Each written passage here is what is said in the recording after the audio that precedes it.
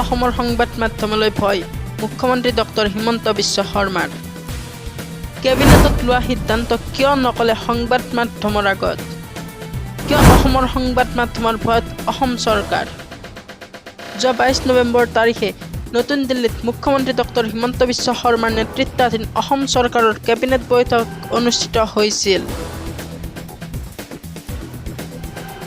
মন্ত্ৰী জয়ন্ত মল্ল বৰুৱাই এটাকৈ কৈছিল, কেবিনেট বৈঠকত লোৱা সিদ্ধান্তসমূহ সাংবাদিকৰ আগত বৈঠক সমাপ্ত হোৱাৰ পিছত। কোটি টকা খৰচ কৰি দিল্লীত কৰা কেবিনেট বৈঠকৰ 3টা সিদ্ধান্ত সংবাদ মাধ্যমৰ আগত নকলে মন্ত্ৰী জয়ন্ত মল্ল অথবা অসম চৰকাৰে।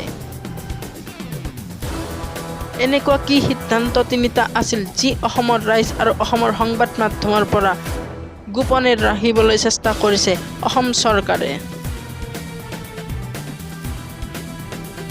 এক শীৰ্ষ সূত্ৰৰ পৰা জানিব পৰা অনুসৰি সিদ্ধান্ত 1, শোণিতপুৰ জিলাত বিজেপি দলীয় কাৰ্যালয় নিৰ্মাণৰ বাবে ভূমি আবণ্টনৰ সিদ্ধান্ত।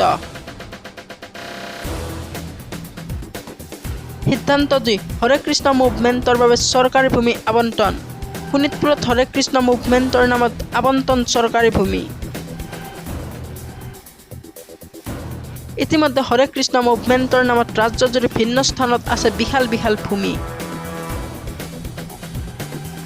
সিদ্ধান্ত 3, পূব ধুবুৰী জিলাত দলীয় বিজেপি কাৰ্যালয় নিৰ্মাণৰ বাবে ভূমি আবণ্টনৰ সিদ্ধান্ত।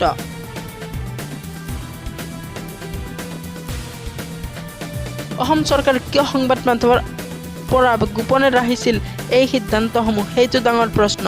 আমাৰ ফালৰ পৰা ডক্টৰ হিমন্ত বিশ্ব শৰ্মা নেতৃত্বাধীন অসম চৰকাৰলৈ প্ৰত্যক্ষ প্ৰশ্ন। দলীয় কাৰ্যালয় বনাবলৈ কিয় কেবিনেটে সিদ্ধান্ত ল'ব লগা হ'ল? আৰু ৰাজ্যিক কেবিনেটত লোৱা সিদ্ধান্ত কিহৰ বাবে সংবাদ মাধ্যমৰ পৰা অথচ জনতাৰ পৰা গোপনে ৰখা হ'ল? উত্তৰ দিবনে?